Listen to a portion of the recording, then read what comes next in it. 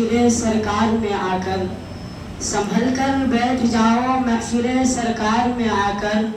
کہ تمہارے واسطے یہ اسعد سعد آیا۔ اور جتنے بھی یہاں آئے سب کا احترام کرتے ہیں، اور قبول کیجئے اسعد سعد کی یہ گزارش، اور قبول کیجئے اسعد سعد کی یہ گزارش، بڑے خلوص و وفا سے سلام کرتے ہیں۔ السلام علیکم ورحمۃ اللہ وبرکاتہ۔ خدا کے نام سے ہم جلسے کا آغاز کرتے ہیں، خدا کے نام سے ہم جلسے کا آغاز کرتے ہیں، وہی مالک ہے ہم اسی کے کرم پر ناز کرتے ہیں۔ الحمدللہ رب العالمین والصلاة والسلام علی سید المرسلین محمد وعلی آلہ واصحابہ اجمعین، اما بعد۔ ہو تسمیہ اور تحمید ہر کام سے پہلے، ہو تسمیہ اور تحمید ہر کام سے پہلے،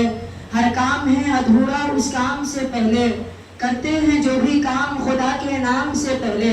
ہوتے ہیں وہی ناکام انجام سے پہلے۔ محترم حاضرین، مکرم سامعین، برادران صالحین، اسٹیج پر زینت افروز ماہران علماء دین اور اس بہترین پروگرام کے مخلصین حضرات، آج اس آبھوشت آسن اور عظیم الشان انجمن میں احکر کو جو ذمہ داری دی گئی ہے، جو کام ناچیز کے سپرد کیا گیا ہے، وہ بڑا اہم کام اور اہم ذمہ داری ہے۔ ایک طرف یہ عظیم ذمہ داری تو دوسری جانب اپنی کم علمی اور نئے اہلی کی نگہداری، لیکن چونکہ بڑوں کا حکم ہے اور بڑوں کا حکم بھی بڑا ہوا کرتا ہے، جس کی تعمیل ضروری ہونے کے ساتھ ساتھ بہت سے فائدوں کا حامل بھی ہوا کرتی ہے، لہٰذا میں ان کے حکموں کو عملی جامہ پہنانے کے لیے بھی آپ حضرات کے روبرو آنے کی ہمت جٹا پایا ہوں، اور خداوند قدوس سے ان الفاظ کے ساتھ دعا کرتا ہوں کہ ملامت میں نہ گھر جاؤں، خجالت سے نہ مر جاؤں، ملامت میں نہ گھر جاؤں، خجالت سے نہ مر جاؤں، خدایا لاج رکھ میری لسان امرا حلاوت دے۔ دوستو، یوں تو شب و روز جلسے اور جلوس ہوا کرتے ہیں، مجلسیں اور محفلیں سجا کرتی ہے، لیکن ہر محفل کی بات ایک جیسی نہیں ہوتی۔ کسی میں دنیا بھر کی بکواس پر منحصر ہوتی ہے، تو کسی میں بے حیائی کا علن اعلان مظاہرہ کیا جاتا ہے، کسی میں اردو کا شمع روشن کیا جاتا ہے، تو کسی میں قوالی کی صدائیں بلند ہوتی ہے، کہیں عرس اور میلہ لگایا جاتا ہے، کہیں ڈھول اور تاشے بجائے جاتے ہیں۔ ایسی محفل اکثر عیش پرست لوگوں کی ہوا کرتی ہے۔ ان مجلسوں کا دینی مجلسوں سے کوئی واسطہ نہیں، ایسی محفل اکثر عیش پرست لوگوں کی ہوا کرتی ہے، بلکہ میں آپ کو بتلاتا چلوں کہ دینی مجلس کسے کہتے ہیں۔ دینی مجلس تو وہ ہوا کرتی ہے جن میں دینداروں کا جمع کثیر نظر آئے، دینی محفلیں تو وہ ہوا کرتی ہے جن میں اللہ اور اس کے رسول کی باتیں ہو،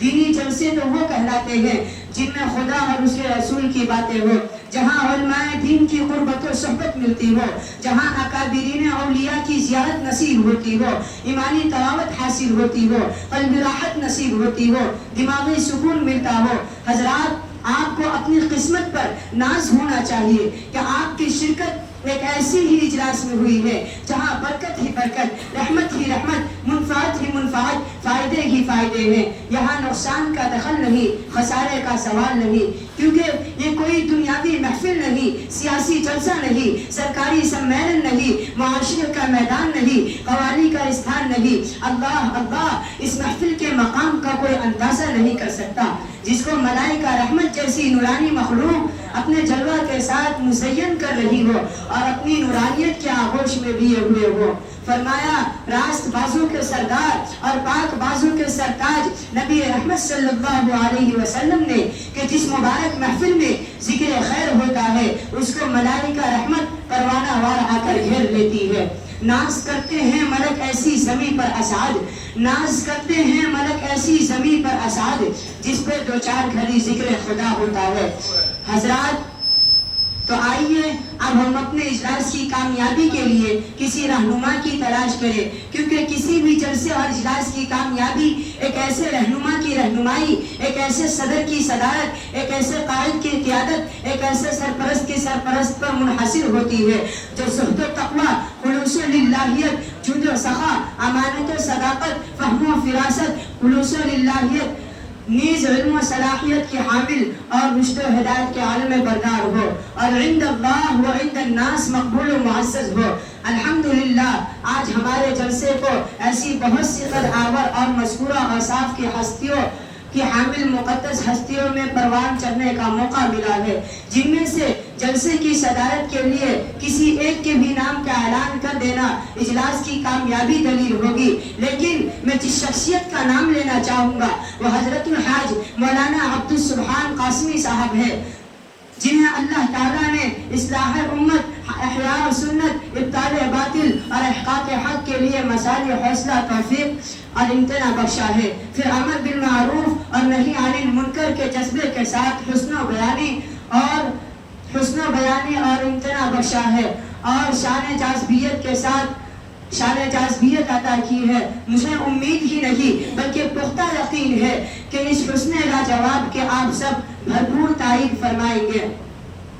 اور ہم حضرت والا کا بے حد شکر گزار ہیں کہ آپ نے ہماری مخلصانہ اور عاجزانہ